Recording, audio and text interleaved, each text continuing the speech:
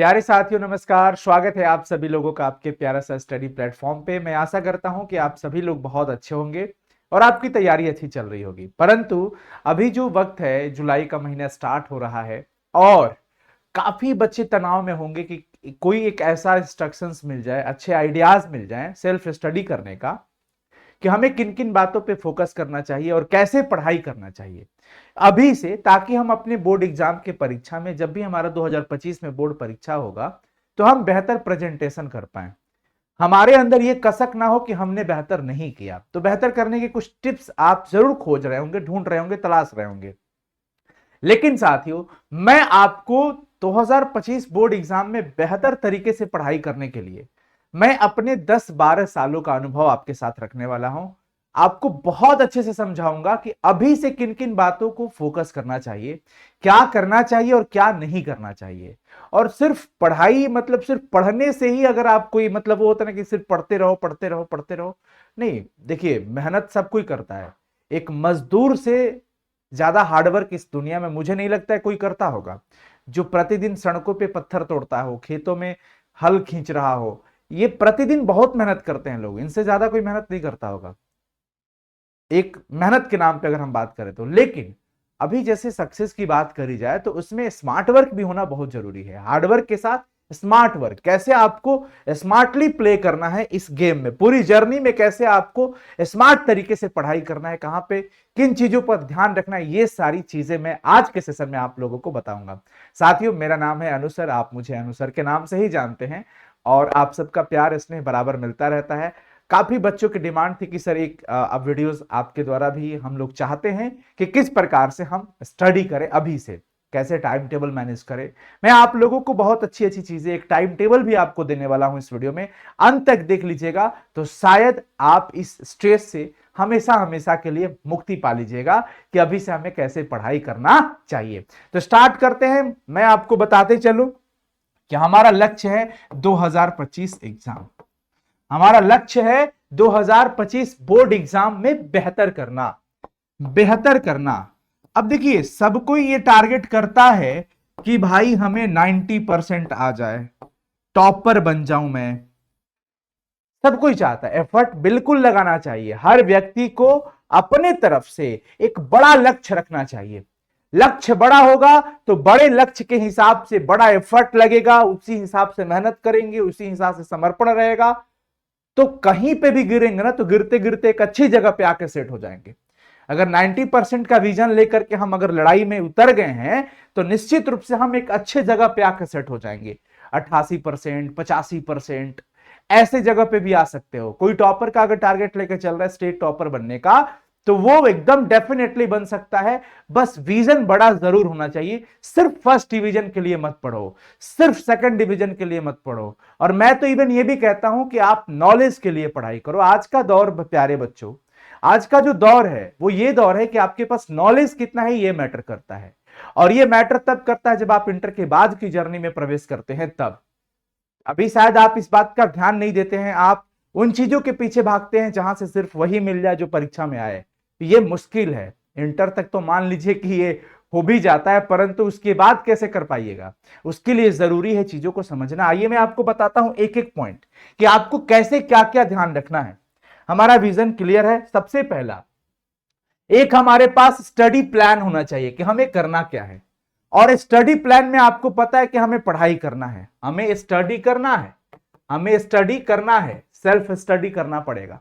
मैं आप लोगों को बार बार कहता हूं साथियों, ये एग्जांपल मैं हजारों बार दे चुका हूं कि मेरे भाई, अगर कोई गाना गा रहा हो ना, तो गाना गाते हुए किसी को देखकर और सुनकर आप सिंगर नहीं बन सकते, आपको गाना पड़ेगा।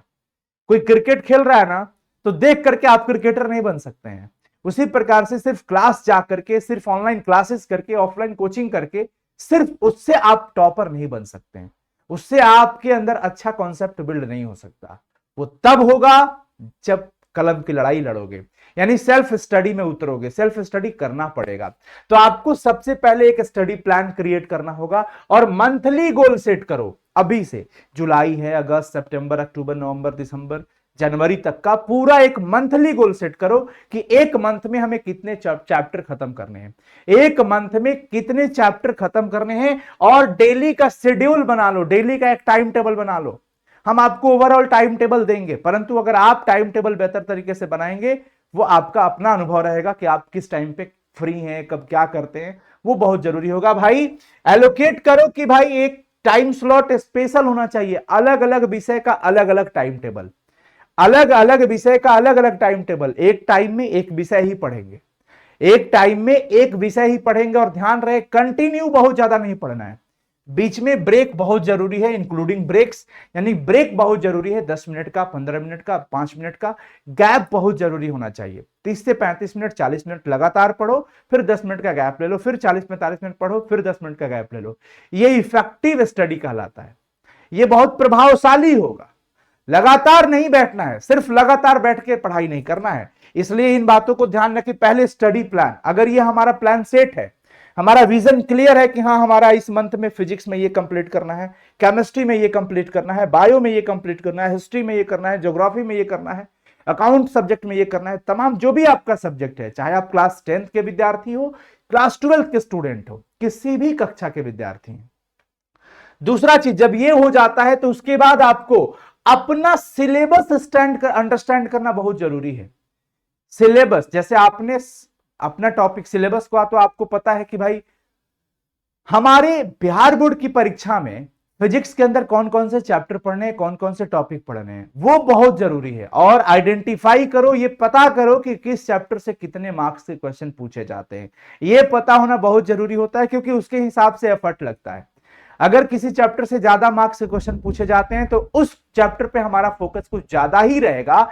इसलिए आइडेंटिफाई करो वेटेज को, आइडेंटिफाई करो अपने सिलेबस को समझने में, और जो सिलेबस है वही बुक भी फॉलो करो, वही बुक फॉलो करो, वही बुक फॉलो करो। स्टडी मटेरियल में ये नहीं कि अब बोर्ड एग्जाम की तैयारी देना है और नीट लेवल का बुक पढ़ रहे हैं, जेई लेवल का बुक पढ़ रहे हैं, जेई एडवांस का बुक पढ़ रहे हैं, तो वो काम नहीं करेगा, क्योंकि उसकी चीजें अलग है और इसकी चीजें अलग है, उसका पैटर्न अलग है, इसका पैटर्न अलग है, उसका टॉपिक डेप्थ अलग है, इसका टॉपिक डेप्थ अलग है। इसलिए साथियों आपको इस बात को ध्यान रखना है कि जो आपको पढ़ना है, जो आपका सिलेबस है, अभी उसको फॉलो करो। टेक्स्ट बुक में follow your school text book, जो आपके स्कूल कॉलेज में पूछे जाएंगे वही चीज है। और जहां पे टॉपिक हार्ड लगता हो तो एक रेफरेंस बुक तो जरूर होगा, साइड बुक। जैसे कई बच्चे हिंदी मीडियम में एबीसी का बुक पढ़ते हैं, भारती भवन का बुक पढ़ते हैं, तमाम कई सारी पब्लिकेशंस हैं, उसको रेफरेंस बुक के रूप में आप जरूर यूज कर सकते हैं। और ऑनलाइन रिसोर्सेज भी आप यूज कर सकते हो। अगर आपको कोई टॉपिक समझ में नहीं आता है तो आप हमारी वीडियो यानी कि साइंस संग्रह की वीडियोस या अदर एजुकेशनल प्लेटफॉर्म की भी वीडियोस आप देख सकते हैं, जहां से आप समझ सके। आज तो कई सारी सोर्सेज हो चुकी हैं ऑनलाइन के माध्यम से, जहां आप गूगल करके यूट्यूब पर तमाम टॉपिक को देख सकते हैं, समझ सकते हैं। इससे कोई मैटर नहीं करता कि आप कहां से पढ़ रहे हैं, बस आपको पढ़ना जरूरी है। हमारा विजन क्या है? पढ़ाई करना जरूरी है। तमाम लोग पढ़ा रहे हैं, आप जहां से भी पढ़ के संतुष्ट हो रहे हो, ऑफलाइन टीचर से, वहां पे भी आप पढ़ो, एकदम पढ़ाई करो। रिसोर्सेज का इस्तेमाल बिल्कुल पक्का होना चाहिए। उसके बाद देखो जी, डेली का स्टडी रूटीन में आपको बता रहा हूं, एक ओवरऑल जो हम अपने अनुभव से समझे हैं कि आप लोगों को क्या करना चाहिए। हमारे पास दैनिक जीवन में 3 समय होता है, मॉर्निंग का, आफ्टरनून का और इवनिंग का। हम अगर मॉर्निंग की बात करें तो मॉर्निंग में हमें न्यू कॉन्सेप्ट पढ़ना चाहिए, जब हमारा माइंड बहुत फ्रेश रहता है। जब हम सुबह उठते हैं ना साथियों, तो सुबह उठने के साथ हमारे दिमाग एकदम बिल्कुल फ्रेश रहता है, एकदम दैनिक जीवनचर्या करके दैनिक जीवन का जो भी कार्यक्रम होता है फ्रेश वगैरह हो जाने के बाद तुरंत से आप नए टॉपिक को समझो। चाहे आपकी क्लासेज हो तो नए टॉपिक पे क्लासेस करो। उस टाइम पे बहुत समझ आता है, बहुत ज्यादा समझ आता है, क्योंकि माइंड अभी सुबह की शुरुआत हुई रहती है, सुबह की शुरुआत हुई रहती है, हमारा कंसंट्रेशन बिल्कुल उस चीज पे रहेगा जो हम उस टाइम पे काम करेंगे। इसलिए साथियों स्टडी करो, सुबह में नया कॉन्सेप्ट देखो, और आफ्टरनून यानी कि दोपहर के अंदर जो आपने सुबह में पढ़ा उसको जरूर रिवाइज कर लो। जो आपने सुबह में पढ़ा, चाहे कोचिंग में पढ़ रहे हो, स्कूल में पढ़ रहे हो, सेल्फ स्टडी से पढ़ रहे हो, ऑनलाइन वीडियो से पढ़ रहे हो, तो दोपहर में उसे रिवाइज करो। और शाम को भाई जितना हो सके प्रैक्टिस प्रॉब्लम, जितना ज्यादा क्वेश्चन प्रैक्टिस कर सको, ये आपको भैया इंपैक्टफुल स्टडी होगा। ये अभी से आपको बहुत तगड़ा लेके जाने वाला है आपके एग्जाम तक। तो मैं क्या बता रहा हूं कि सुबह में आपको नया कॉन्सेप्ट पढ़ना है क्योंकि आपका माइंड बहुत फ्रेश है। ये इंग्लिश में लिखा है, इससे मत घबराना, ये मैं अपने लिए बस कि आपको पॉइंट टू पॉइंट बता सकूं। आफ्टरनून, आफ्टरनून में रिवाइज करना है। कौन? जो आपने मॉर्निंग में सीखा, जो आपने मॉर्निंग में सीखा। और तीसरा है भैया इवनिंग, शाम के समय में, रात में प्रैक्टिस करो और हो सकता है तो मॉक टेस्ट लगा लो, टेस्ट की प्रैक्टिस कर लो। अच्छा, मैं ओवरऑल बताऊंगा।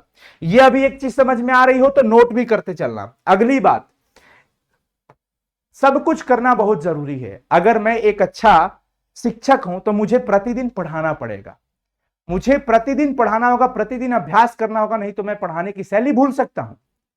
अगर आप एक विद्यार्थी हैं तो आपको प्रतिदिन इसका रिवाइज करना पड़ेगा, प्रतिदिन पढ़ना पड़ेगा। एक डॉक्टर जो ऑपरेशन करता है उसको प्रतिदिन ऑपरेशन करने पड़ते हैं। वो अपने आप को उस चीज में निपुण तभी बना सकता है, पूर्ण तभी बना सकता है जब वो रिवाइज करेगा। एक क्रिकेटर तब तक अच्छा क्रिकेट प्ले करता है जब वो प्रतिदिन अभ्यास में रहता है। एक सिंगर अच्छा सिंगर तब तक रहता है जब तक वो बराबर रियाज करता है, अभ्यास करता है। एक डांसर बेस्ट डांसर तब तक रहता है जब वो लगातार प्रैक्टिस करते रहता है।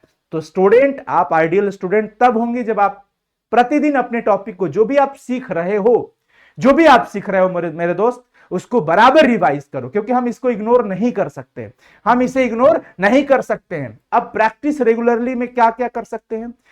आप जो जो टॉपिक पढ़ते जा रहे हो, टॉपिक वाइज में आप देखते चलो, प्रीवियस ईयर क्वेश्चंस उसको जरूर सॉल्व करो कि भाई 2018 में इस चैप्टर से क्वेश्चन जो पूछा गया है वो क्या मैं बना पा रहा हूं या नहीं। तो आप क्वेश्चन को समझो, नहीं बन पा रहा है तो बनाओ, उसका हेल्प लो, कहीं से ढूंढो, समझो। आ रहा है समझ में? तो प्रीवियस ईयर पेपर को सॉल्व करो। उसके बाद जितना ज्यादा हो सके टेस्ट पे भी समय दो, ताकि अभी से ही एग्जाम का माहौल आपके माइंड में बना रहे। टेस्ट हम बार बार क्यों कहते हैं कि टेस्ट देना चाहिए, प्रैक्टिस करना चाहिए, क्विज करना चाहिए? क्यों? क्योंकि आपके अंदर वो पूरा मेंटालिटी सेट रहेगा, एग्जाम का माहौल आपके अंदर धीरे धीरे वैसा वातावरण सेट होता चलेगा, ताकि आप टाइम मैनेजमेंट धीरे धीरे करना सीख जाओगे। टेस्ट में जब जाओगे ना तो आपके अंदर तुरंत से लगेगा कि अरे मेरा टेस्ट हो रहा है, तो मुझे टाइम को देखना है, इतना देर का टाइम है, फटाफट से सॉल्व करना है। और ये लगातार जब पता चलेगा जब 30 मिनट में आप 40 क्वेश्चन सॉल्व कर पा रहे हो। एक बार ऐसा बराबर समय आता रहेगा जब आप प्रैक्टिस करते रहोगे ना, तो एक ऐसा समय आएगा जब आप 20 मिनट में भी 40-50 क्वेश्चन सॉल्व कर सकते हो एक्यूरेसी के साथ। तो भाई रिवीजन बहुत जरूरी है, प्रैक्टिस बहुत जरूरी है। और वो प्रैक्टिस की स्ट्रेटजी थी, रिवाइज की स्ट्रेटजी मैंने रिवीजन भी बता दिया, नोट्स हो, समरी हो, जैसे भी हो। और क्विक रिवीजन बिल्कुल करो। जो हम लोग पढ़ाते हैं, हमारे एप्लीकेशन पे जो क्लासेस चलती है, हम स्लाइड के अंदर, स्लाइड पे जो हम डिस्कस करते हैं वो बच्चों को शेयर करते हैं और खूबसूरत तरीके से सजा कर लिखते हैं। इसलिए लिखते हैं ताकि आप सभी लोगों को शॉर्ट नोट्स बनाने में हेल्प हो। एक तो हैंड रिटेन नोट्स हम पूरा चैप्टर का देते हैं, वो हाथ से लिखा हुआ नोट्स जरूर हम देते हैं, लेकिन बावजूद हम सभी टीचर क्या करते हैं कि अपनी स्लाइड पे जो क्लास में डिस्कस करते हैं पॉइंट वाइज बहुत अलग तरीके से रंग बिरंगे कलम से सजा करके लिखते हैं, ताकि बच्चों को पॉइंट हाईलाइटेड दिखे, कौन कौन इंपॉर्टेंट चीज है, वो उससे शॉर्ट नोट्स बना के रिवाइज कर सके, क्विक रिवीजन जिसे हम कहते हैं। तो ये बहुत जरूरी है मेरे दोस्त, रिवीजन करना बहुत जरूरी है। Stay healthy. देखिए, कहते हैं हमारे भोजपुरी में कहावत कहा जाता है कि ना रही जीव तो के खाई घीव। अगर हमारा शरीर ही स्वस्थ नहीं रहेगा तो फिर कौन ये सब काम कर पाएगा, कौन बड़े सपने देख पाएगा, कौन बड़े सपनों के पीछे दिन रात मेहनत करेगा, कौन करेगा ये सब? इसलिए आप वो व्यक्ति हैं जिसकी कोई कीमत नहीं लगा सकता, आप अमूल्य हैं। तो सबसे बड़ा धन आज के समय में हमारा स्वास्थ्य है। ये अलग बात है कि लोग नोटों के पीछे भाग रहे हैं, लोग दौलतों के पीछे भाग रहे हैं, लेकिन शरीर जिस दिन साथ छोड़ देता है ना, आंखों के सामने पड़ा हुआ दौलत भी खाक समझ में आने लगता है, खाक की तरह दिखता है, राख की तरह दिखता है, खाक लगता है, क्योंकि शरीर ही साथ न दे। इसलिए स्टे हेल्दी, अपने आप को स्वस्थ बनाए रखो। प्यारे साथियों, नींद बिल्कुल पर्याप्त मात्रा में लीजिए, 6-7-8 घंटा बिल्कुल सोइए। 8 घंटा का तो मैं नहीं कहूंगा, पर 6 से 7 घंटा तो 100% सोइए, क्योंकि नींद जब पूरा रहता है ना तो आप 100% मेंटली फिजिकली बहुत फ्रेश फील करते हैं, बहुत अच्छा महसूस करते हैं। और जब आप अच्छा महसूस करेंगे तो कोई काम करने में आपको मजा आएगा, आनंद आएगा, खुशियां मिलेगी। इसलिए नींद बहुत जरूरी है। और ईट हेल्दी फूड्स, अच्छे खाने खाओ। बहुत ज्यादा बाजारू चीज मत खाइए, बहुत ज्यादा ऑयली चीज मत खाइए, मसालेदार बहुत ज्यादा मत खाइए कि एक दिन खा लिए और 4 दिन बेड रेस्ट में पड़ गए, पेट में खराब हो गया, तबीयत खराब हो गई, अपेंडिक्स हो गया, दुनिया भर की तमाम चीजें। ईश्वर करे किसी को ना हो ये सब चीजें, बट हेल्दी फूड जरूर भाई, और हाइड्रेटेड रहो, पानी की कमी बॉडी में ना होनी चाहिए। अभी गर्मी का समय है तो बिल्कुल ध्यान रखना चाहिए आपको। आपकी तबीयत खराब हम बियर नहीं कर सकते हैं, आपका इस वक्त में तबीयत खराब हो हम बियर नहीं कर सकते, हम नहीं झेल सकते ये चीज। इसलिए आपको इस बातों का बिल्कुल ध्यान रखना पड़ेगा। और मेंटली और फिजिकली फिटनेस के लिए, सक्रिय रहने के लिए, नई चीजों को सीखने के लिए, आप जब तक मेंटली फिट नहीं होइएगा तब तक आप पढ़ नहीं पाइएगा। ऐसा तो नहीं कि शरीर से पढ़ना है, ताकत लगाना है, पढ़ना इससे है। इसका खर्च होना बहुत जरूरी है, और ये खर्च तब हो पाता है अच्छे से जब ये तैयार हो उस चीज के लिए। और ये तैयार कब होगा? जब आप नींद अच्छी ले रहे हो, जब आप अच्छा भोजन कर रहे हो, जब आप एक्सरसाइज रेगुलरली कर रहे हो। अच्छा भोजन लेने का मतलब ये नहीं है कि अमीरों का भोजन लो, फल फूल ही खाओ। ईश्वर ने जो दिया है, रोटी नमक चावल दाल दिया है, वही खाएंगे। घर का खाना हमेशा अमृत की तरह होता है, बाजार का खाना विष होता है। इसलिए आप तय कर लो कि आपको घर का खाना खाना है या बाजार का।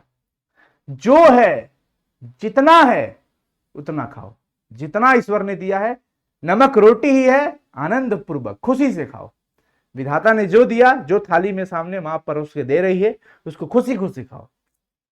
एक्सरसाइज जरूरी करो ताकि तुम्हारा माइंड और बॉडी एकदम एक्टिव रहे, सक्रिय रहे। ये बहुत जरूरी है मेरे दोस्त। इतनी चीजों के बाद मैं आपको जरूर कहूंगा कि सीक हेल्प व्हेन नीडेड। जरूरत मांगो, मदद मांगो जब जरूरत पड़े।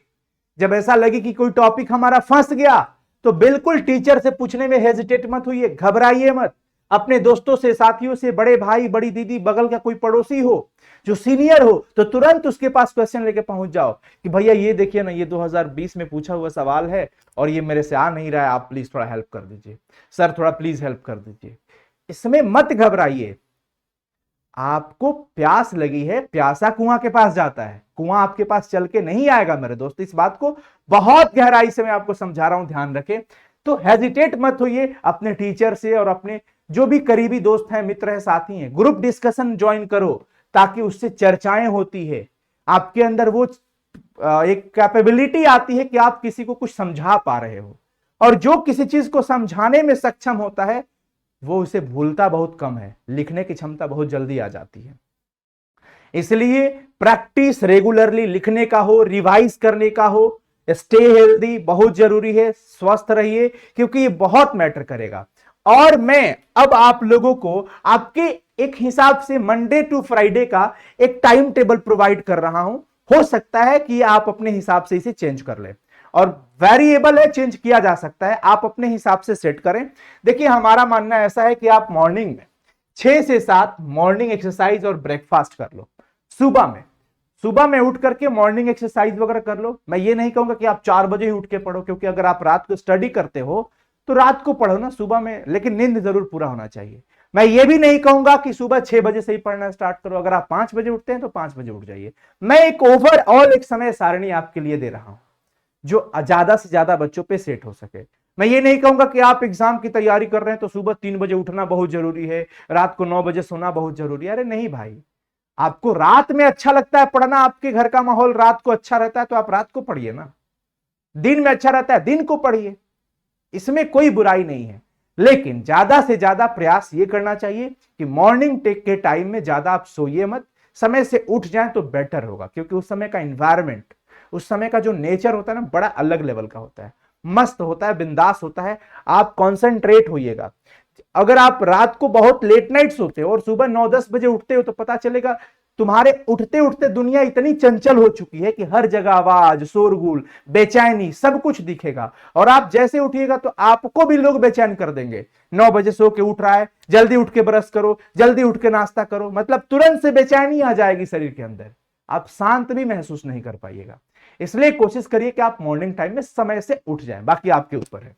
7 से 10 आपका एक स्लॉट रहेगा, स्टडी सेशन 1 हम कहते हैं इसको, जिसमें आप न्यू टॉपिक को कवर करो। जैसे मैंने क्या कहा कि मॉर्निंग के टाइम में आप न्यू टॉपिक पढ़ो, तो 7 से 10 आप पूरा पढ़ाई करो, 10 से लेके 10:30 आधा घंटा का ब्रेक ले लीजिए, बिल्कुल ब्रेक ले लीजिए, कोई आपत्ति नहीं है। लेकिन वापस 10:30 से 1 बजे तक का फिर ये स्लॉट स्टडी सेशन 2, पहला सेशन यहां न्यू टॉपिक पढ़ना है और दूसरे सेशन में इसी को रिवाइज करना है। क्या करना है? रिवाइज करना है। और फिर 1 से 2 लंच का ब्रेक ले लीजिए आप, लेकिन वापस 2 बजे से बैठिए तो 4 बजे तक लगातार 2 घंटा, जिसमें स्टडी सेशन 3 में जिसमें सिर्फ प्रैक्टिस होगा। जो पढ़े हो उस पर क्वेश्चन सॉल्व करो, चाहे जैसे भी हो क्वेश्चन सॉल्व करो। आपके पास मॉडल पेपर होगा, आपके पास बुक्स होगा, बुक के पीछे एक्सरसाइज में जो भी क्वेश्चन दिया है उसे सॉल्व करो, मैथ बना लो, जो भी है। इस टाइम पे मैथ वैथ पढ़ सकते हो। फिर 4 से 4:30 आधे घंटे का ब्रेक ले लो। ब्रेक लेने के बाद लेकिन वापिस 4:30 से 7 बजे तक ये चौथा स्टडी सेशन रहेगा, जिसमें आप टेस्ट, क्विज या प्रीवियस ईयर क्वेश्चंस देखोगे। और ये डेली लेवल पे है, मंडे से लेके फ्राइडे तक। प्रीवियस ईयर क्वेश्चंस देखने से क्या होता है साथियों? कॉन्फिडेंस बिल्ड होता है। अगर हम कोई टॉपिक सुबह में पढ़ें, दोपहर को रिवाइज किया और शाम को उस पर आधारित क्वेश्चन मैंने देखा और मेरे से बन गया, क्या लेवल की हैप्पीनेस होगी? एक सेटिस्फैक्शन होगा, एक मोटिवेशन होगा। तो आप खुद को मोटिवेटेड रखो, खुद को स्ट्रेस मत रखो, चिंता में मत रखो, और इस उम्मीद में जरूर रहो कि वक्त बदलेगा, परिस्थितियां बदलेगी। हमारे हाथ में सिर्फ मेहनत है, तो हमें सिर्फ मेहनत करना है। और हम अगर अपनी हालात को नहीं समझेंगे तो पड़ोसी समझेंगे? कभी नहीं। हमें समझना होगा, आपको समझना होगा, हमें अपनी पारिवारिक परिस्थितियों को समझना होगा कि हमारे माता पिता हमारे लिए कितना मेहनत करते हैं। ये तो वही वाली बात हो गई भाई कि माँ बाप बाहर धूप में और आंधी तूफानों में कड़ी मेहनत कर रहे हैं और हम इधर एसी वाले क्लासरूम में बैठ करके मजे ले रहे हैं। तो ये काम तो बड़ा पाप का है, ये सही नहीं होगा। मजे नहीं, पढ़ाई करना है। 7 से 8 आप डिनर का ब्रेक ले लो, हो सकता है आपके यहाँ 8 से 9 बनता हो। जब भी आप प्रॉपर टाइम हो डिनर का ब्रेक ले लीजिए। उसके बाद लाइट रिवीजन करो, हल्का रिवाइज कर लो। हो सकता है कोई वीडियोस देखना हो तो एजुकेशनल वीडियोस देखो, जिससे कोई टॉपिक फंसा हो। जैसे हम लोग की क्लासेज रात को चलती है तो वो देख लीजिए, जैसे भी आप पढ़ाई कर रहे हैं वैसे। और सैटरडे को तो मैं कहूंगा कि पूरा का पूरा रिवीजन, वीकली जो भी आपने मंडे टू फ्राइडे पढ़ा, मंडे टू फ्राइडे जो भी आपने पढ़ा उसको पूरा रिवाइज करो। क्योंकि सबसे बड़ी दिक्कत क्या होती है, बच्चों को परेशानी होती है कि सर याद करते हैं भूल जाते हैं। इसलिए साथियों रिवीजन समय समय पे बहुत जरूरी है, रिवीजन समय समय पे बहुत जरूरी है। और ये जितने भी पॉइंट मैंने बताए हैं आपको, बहुत स्टडी करने के बाद मैं आपको ये दे रहा हूं, और आप अगर इसे पालन करके देखें, मैं ज्यादा तो नहीं, बस 2 हफ्ता अगर आप पालन करो तो आपके अंदर ना बदलाव आ जाए तो कहना मैं अपना नाम बदल दूंगा, इस बात की गारंटी देता हूं। 2 हफ्ता पालन करके देखो, आज का प्रोग्रेस और उस दिन का प्रोग्रेस आफ्टर 15 डेज, 15 दिन के बाद का जो आपका उन्नति कार्ड होगा, प्रोग्रेस रिपोर्ट बनेगा, आप खुद बनाओगे। और खुद ही अगर नहीं ग्रोथ हुआ तो बताना मैं अपना नाम बदल दूंगा। इतना दावा से मैं कहता हूं क्योंकि हमने भी इन सब चीजों को इंप्लीमेंट किया है, हमारे कई स्टूडेंट ने किया है जो कि आज अलग अलग क्षेत्र में परचम लहरा रहे हैं। हमें बेहद खुशी होती है और हम चाहते हैं अब आपकी बारी है, आप बेहतर करें। संडे को रेस्ट लीजिए, थोड़ा एनर्जी रिसाइकल हो, और अगर लग रहा हो थोड़ा रेस्ट करो, एंजॉय करो, मनोरंजन करो। लेकिन अगर थोड़ा लग रहा है इफ नीडेड जरूरत पड़े तो लाइट रिवाइज भी कर लो। थोड़ा पढ़ भी लोगे तो पढ़ाई की आदत खत्म नहीं होगी। इस प्रकार से साथियों अगर आप इन सभी तमाम चीजों का पालन करते हैं, इसमें A to Z मैंने आपको कवर कराया, A to Z आपको मैंने सब कुछ बताया कि आपको क्या करना है, क्या नहीं करना है, कैसे अपने शरीर को अच्छा रखना है, कैसे अपने माइंड को अच्छा रखना है, और कहां किस टॉपिक पे फोकस करना है, लिखने की प्रैक्टिस करना है, रिवाइज करना है। मंथली टारगेट सेट करो कि 1 मंथ में हमें फिजिक्स का इतना खत्म करना है, क्योंकि 6-7 महीने जो भी बचा है इस महीनों में हमने टारगेट सेट कर लिया कि फिजिक्स में यहां पहुंचना है, केमिस्ट्री में यहां पहुंचना है। और जो टाइम टेबल बना रहे हो मेरे दोस्त, इंडिविजुअल सब्जेक्ट का, अलग अलग सब्जेक्ट का अलग अलग सेपरेट टाइम होना चाहिए। समझ में आ गया? तो आप इसे पालन करिए, मजे से प्रीवियस ईयर क्वेश्चंस भी देखते रहिए। जो भी आपकी बाजार में प्रीवियस ईयर नियरेस्ट पब्लिकेशंस होंगे या दुकान पे होगा स्टेशनरी पे, तो आप जाकर के ले लीजिए। ध्यान रहे उसमें बड़ी ये शुद्धियां भी रहती है कुछ कुछ में, तो आप कोशिश करिए जो एररलेस बुक हो वह लीजिए। और अगर लेते भी हैं तो अपने टीचर से जरूर एक बार वेरीफाई कराते रहिए आंसर को, और बुक से हेल्प लेते रहो। बुक्स बहुत हेल्प करता है, नोट्स आपको जरूर हेल्प करेगा लेकिन बुक्स बहुत मदद करता है, इसलिए बुक रीडिंग जरूर करें। कैसा लगा ये सेशन? अच्छा लगा हो तो प्लीज अपने सभी दोस्तों तक शेयर कर देना और कमेंट जरूर करके बता देना, क्योंकि बड़ी मेहनत से आपके लिए ये आइडियाज हमने दिया है। तो मैं चाहता हूं कि आप हमें कमेंट में फीडबैक जरूर दें कि ये कैसा लगा आपको, और आप अपने सभी दोस्तों तक शेयर करते रहें। चलिए जी, धन्यवाद आप सभी लोगों का।